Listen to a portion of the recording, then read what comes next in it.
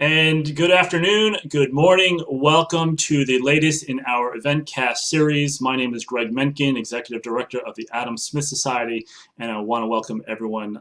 Thank you for joining us today. Whether online or in person, the mission of the Adam Smith Society to promote discussion and debate around the broad societal benefits of capitalism will continue, and we all hope for a time when we can get back to seeing each other in person again soon.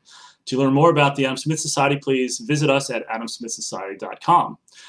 Joining us today to talk about protecting private enterprise during the coronavirus economic recovery is George Will. He'll give us a 15-minute briefing followed by audience Q&A. Please submit your questions through your control panel on the right of your screen, and please state your name and chapter affiliation to ask a question. Note, we are recording this discussion. So to introduce our speaker, though he really needs no introduction, is George Will. George is among our nation's most renowned authors and commentators. He is a Pulitzer Prize winner and columnist covering politics and domestic and foreign affairs for the Washington Post. He's author of 13 books. I think I got that right, at least by my count, George. And it's not 15. But 15. Right. Oh my goodness, I got it wrong. I apologize. All right. And it's not all about politics and foreign affairs for George. He's a big baseball fan as well, including his book Men at Work: An Inside Look at America's Pastime of Baseball. So he writes about just about anything. He received his PhD from Princeton University. We are honored to have him with us today to share his thoughts on free enterprise and the economic recovery. George, thanks so much for joining us. The screen is yours. Thank you. It's a great pleasure to be able to talk to rising business leaders in the United States for whom my message is as brief as it is heartfelt, and it is this. Remarkably, perversely, the reputation of capitalism, the intellectual constituency for capitalism, and by intellectual I mean the moral argument for capitalism, is crumbling. It was crumbling before the pandemic, and the pandemic has been a great accelerator of a great many things, including the retreat from the defense of capitalism, about which I wish to speak just briefly. It's an astonishing and, as I say, perverse event, considering the fact that 250 years ago, approximately a quarter of a millennium, beginning with ideas in Holland and steam power in Britain, capitalism began to develop. And something hitherto almost unknown in the history of the human experience, sustained and rapid economic growth, arrived in the human story. Since then, we have experienced in the Western world particularly, but not just in the Western world by no means, what Deirdre McCloskey has called the Great Enrichment.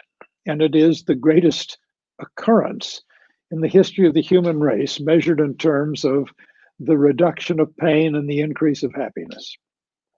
Just since the Second World War, bringing particularly China and India into the international labor market, billions of people have been raised above extreme poverty, lifted out of subsistence poverty, that is.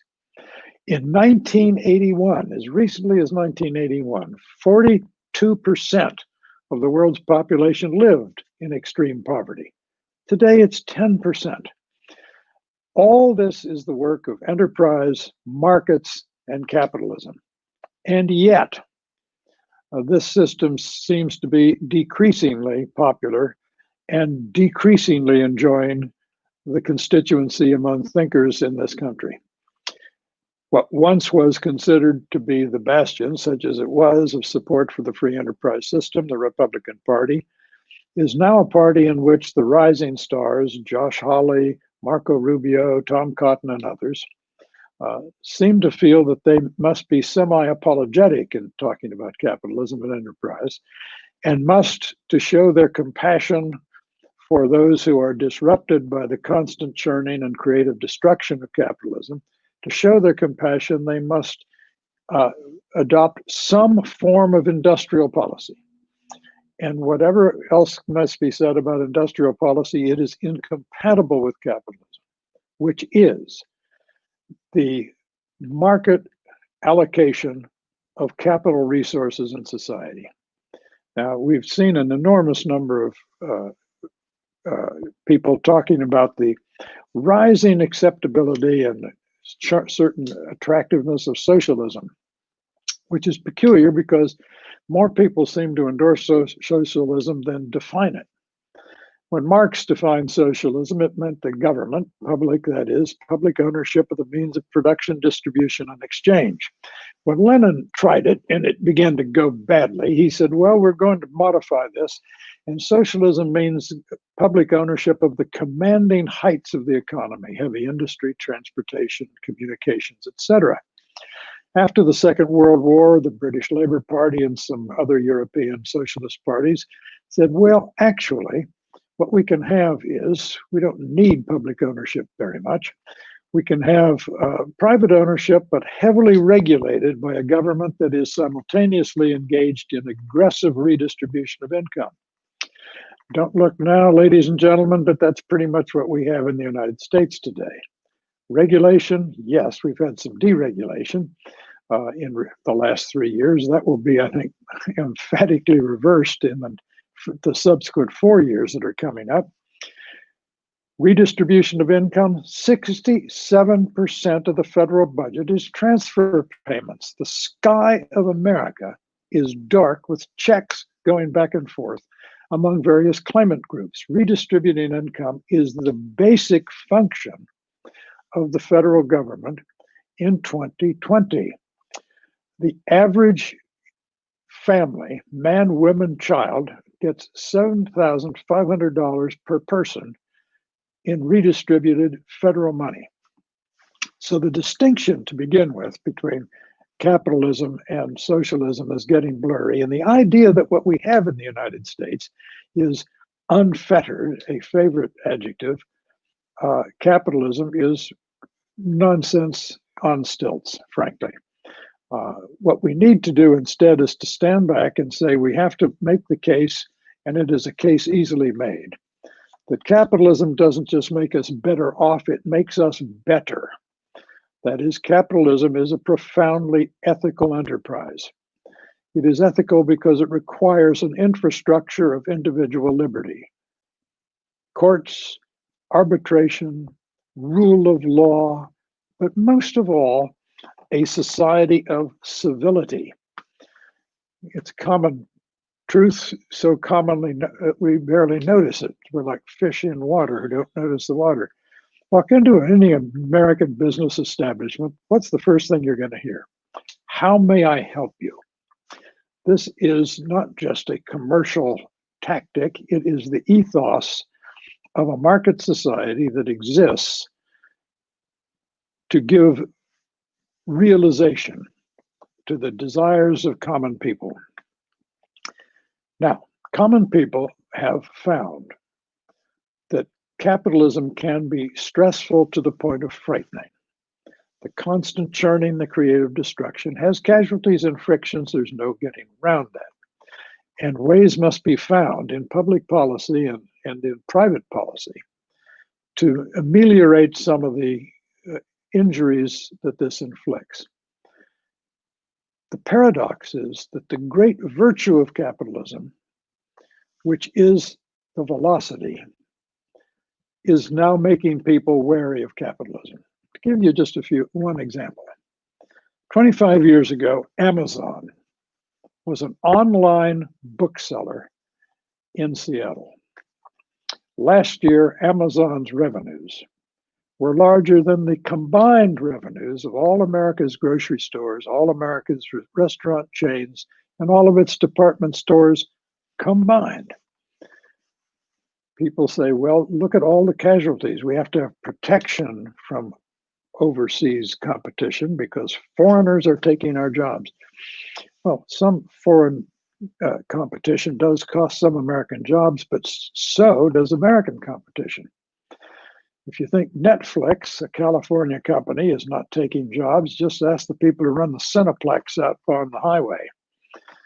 Uber, as many taxi drivers and members of various taxi cartels will tell you, another California company, by the way, has taken a lot of taxi jobs. And Amazon, oh my goodness. Do we all remember the 399 Borders bookstores that are around no more with their 10,000 employees? Borders, Sears, Macy's, there are going to be lots of casualties of Amazon. But The fact is the net increase for the public good from all these developments is demonstrable and should be demonstrated and should be argued for. That's all I'm saying, is that capitalism does not, in all its prodigies of production, does not produce defenders, intellectual, moral, thoughtful, articulate, determined defenders. It is so often an orphan in a world that it has made better. And so I would urge us, as we talk in the rest of our time here together, to concentrate on how the case can be made boldly, confidently, aggressively, that all the alternatives to capitalism that have been tried have failed, some disastrously, all demonstrably. With that, I will have the fun now of taking some questions. Thank you. Well, thank you very much, George. We very much appreciate that. At this point, folks who are joining us, I'd like to invite you to submit your questions. As a reminder, if you're a member of the Adam Smith Society, please indicate your name and chapter affiliation so we can get to your question. George, let me just kick things off. Many of the viewers on our Eventcast today are rising business leaders. Many of them might be still in business school. Some of them have recently graduated. Others have been in business for quite some time, but generally an audience of future business leaders. And so what role do you think the audience we have with us today have in getting the U.S. back to the policy landscape today, both with regard to your remarks and also with regard to how free enterprise will lead the way out of this coronavirus economic crisis that we're in today?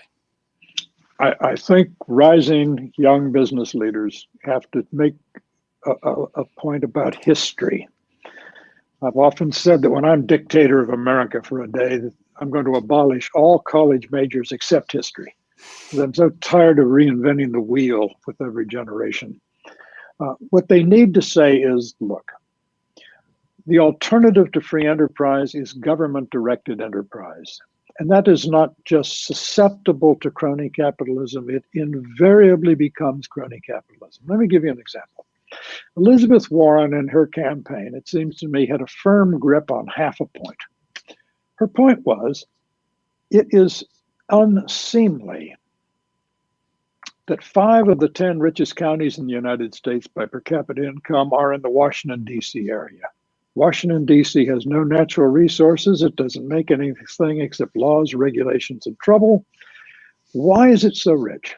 It's rich because trillions of dollars flow through Washington and are redirected by, and the allocation of wealth and opportunity in the United States is interfered with by political action.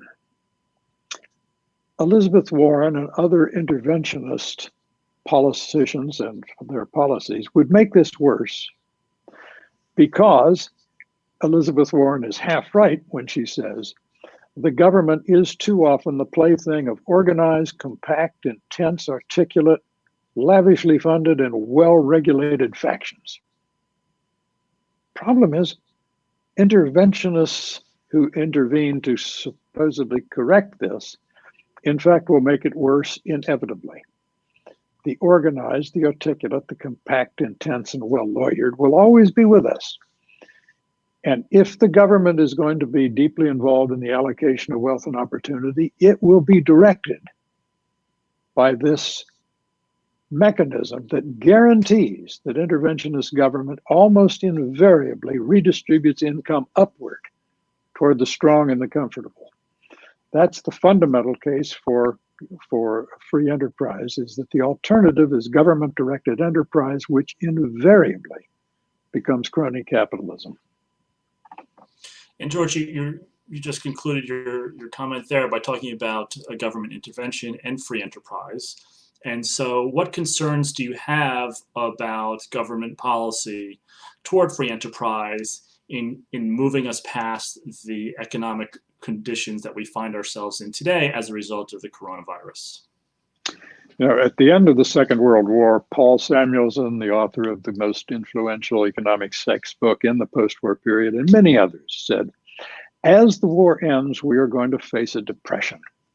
And the government is going to have to understand that when the war industries wind down and the men and women in uniform are demobilized, the economy simply can't absorb this reduction of demand from the artificial stimulus of being the arsenal of democracy.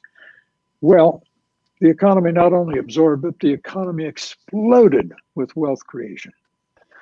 The same thing had better happen as we begin to climb out of the trough that we're in as a result of this act of nature, if you will. The government that has been unable to provide face masks or tests, let alone a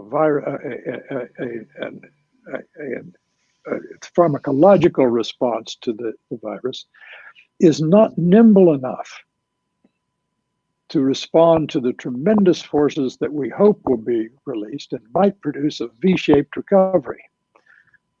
The quickest way to make sure we have an L-shaped recovery, which is no recovery at all, or a W-shaped recovery, which is a bounce up and down again, is to let the slow, cumbersome, sporadic workings of the public sector get in the way of the nimbleness of the private sector.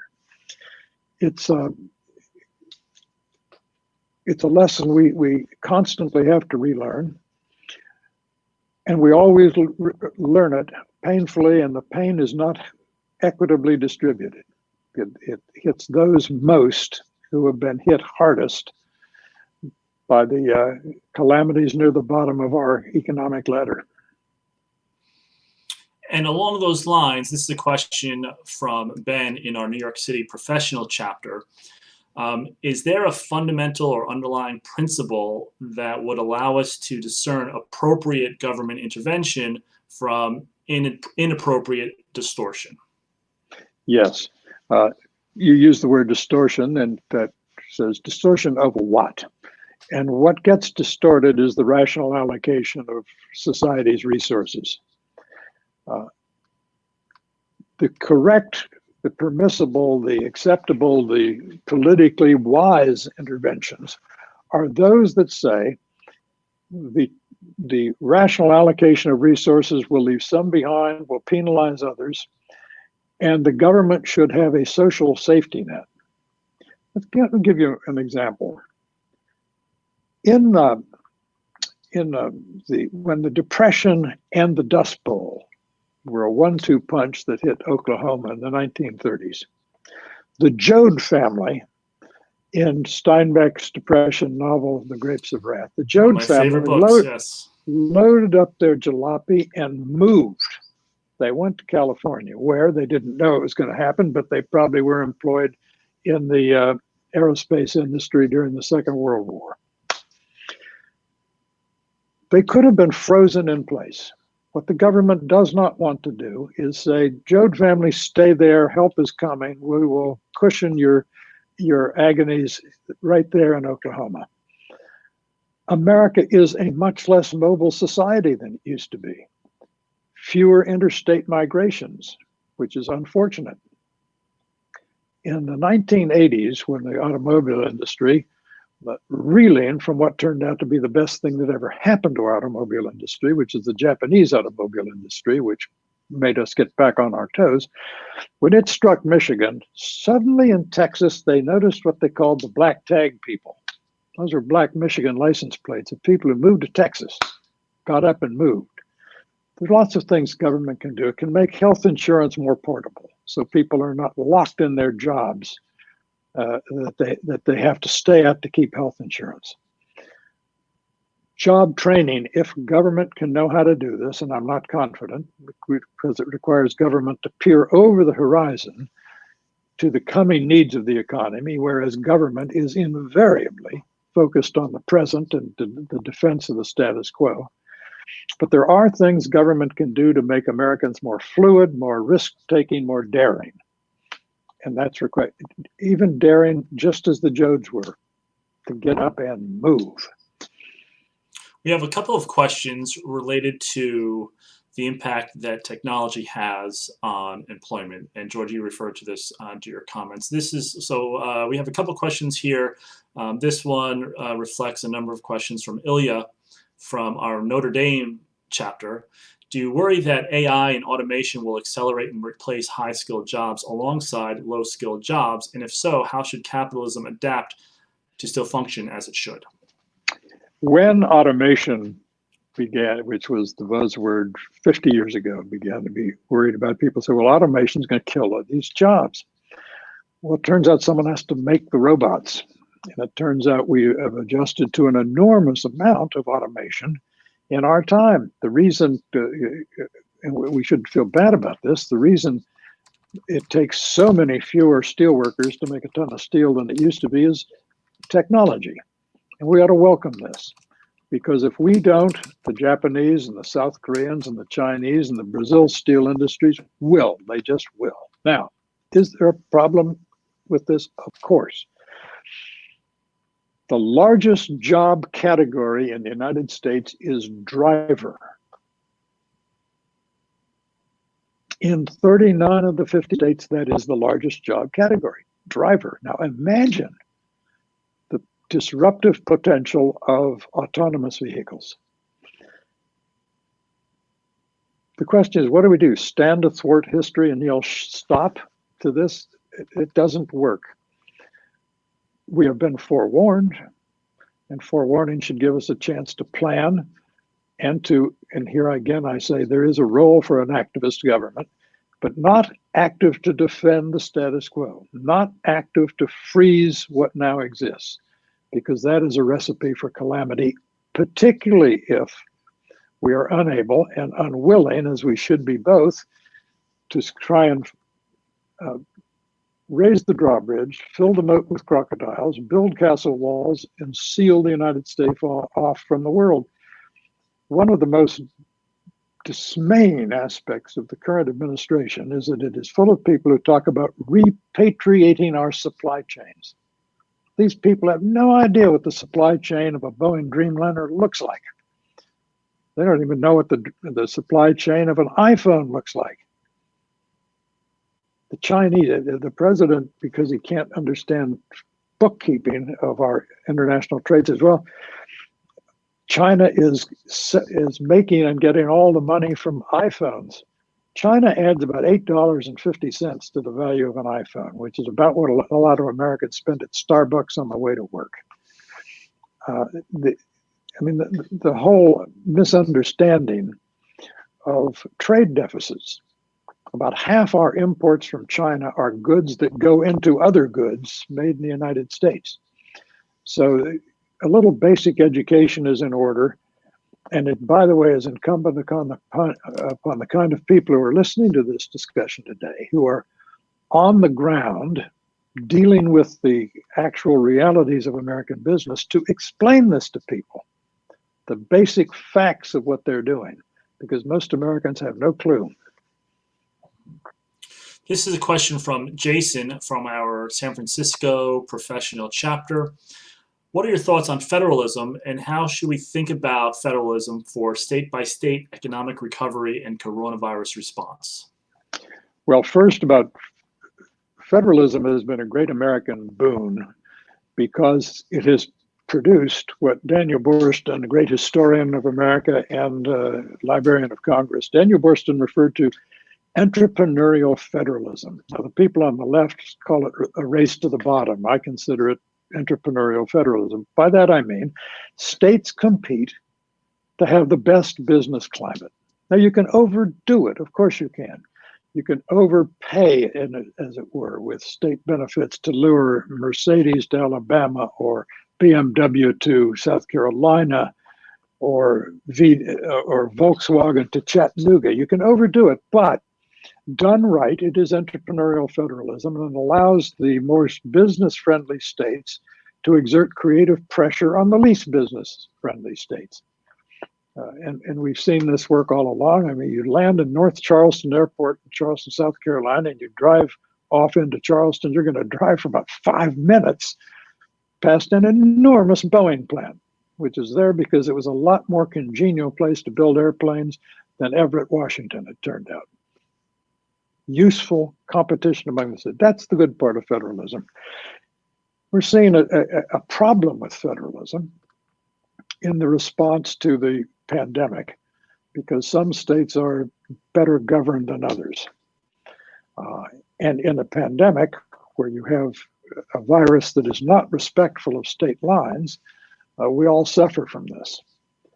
Nevertheless,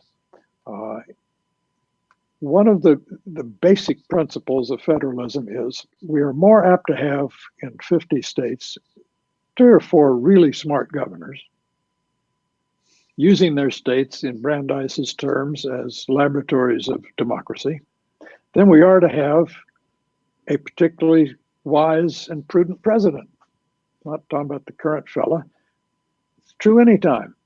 So the states are able to pioneer and be emulated, and creative emulation is part of what federalism encourages and produces.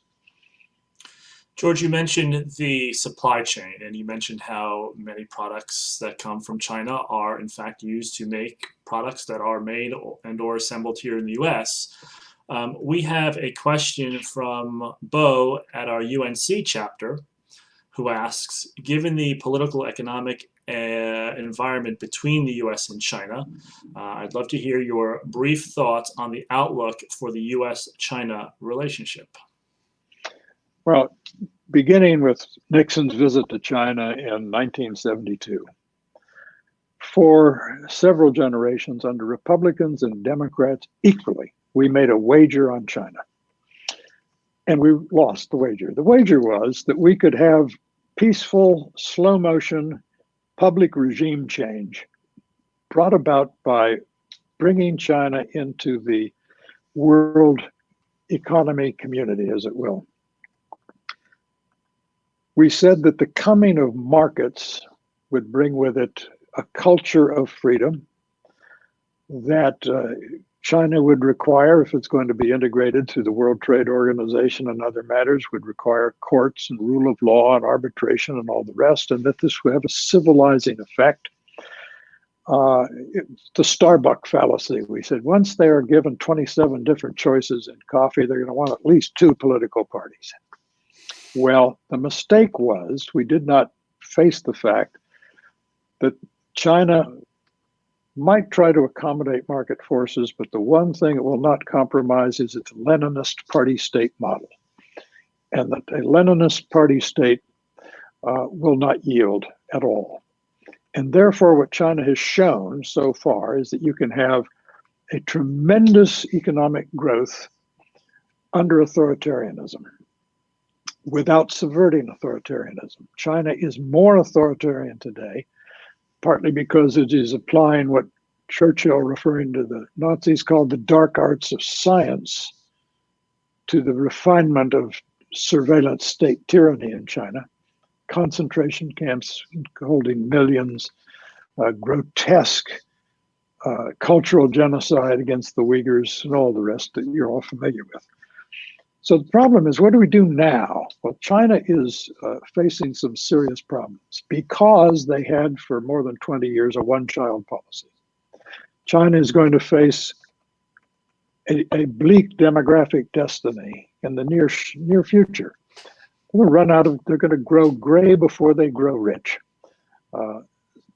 There are still 600 million Chinese living in pretty much a peasant society. And they're going to find a shortage of working age people that's going to start going down. There are going to be fewer Chinese in 2050 than there are in 2020. We know this. This is just can be extrapolated from the demographic data.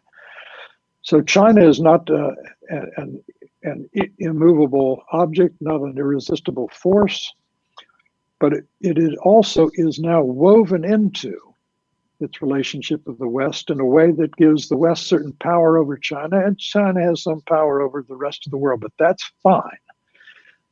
As long as China understands that it really cannot repatriate its involvement with the world any more than we can repatriate our supply chains.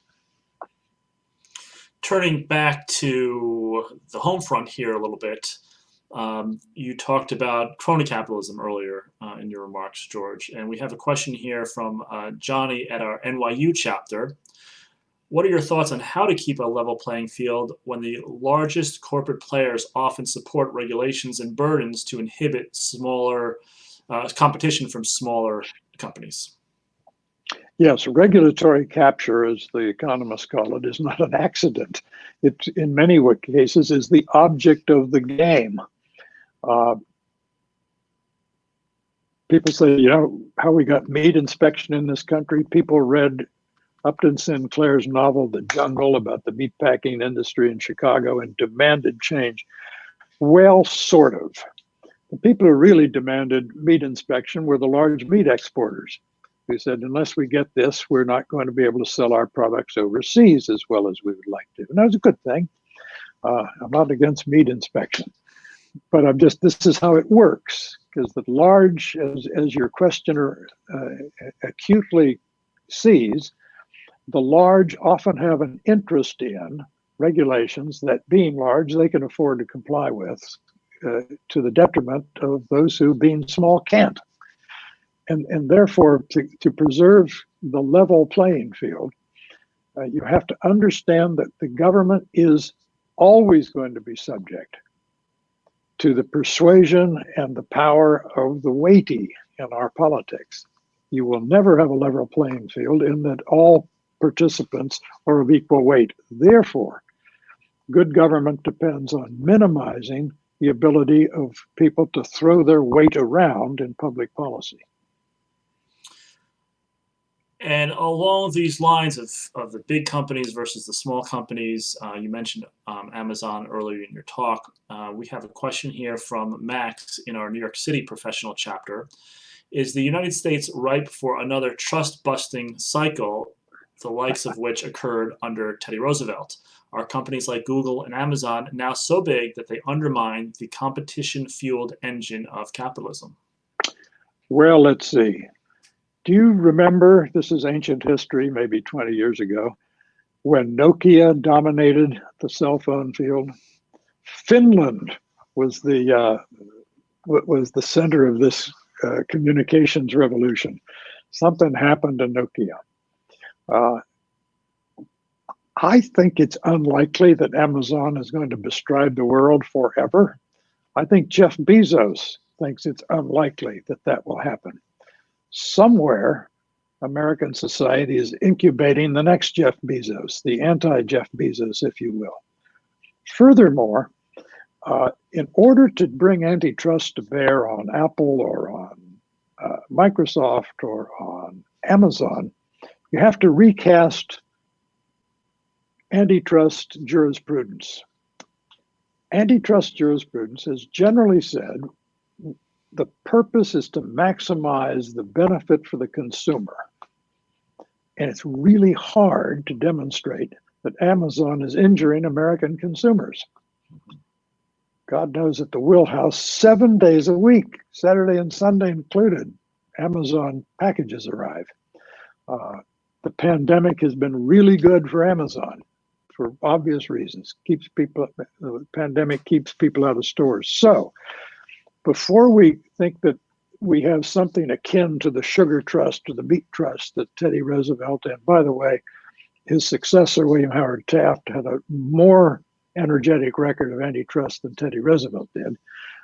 Before we think what we have today is analogous to that, to the monopoly, if you will, monopolistic concentrations of power on commodities as opposed to services, someone's going to have to think long and hard about what the point of antitrust is. And whatever it is, it isn't to simply say something big and shoot at it.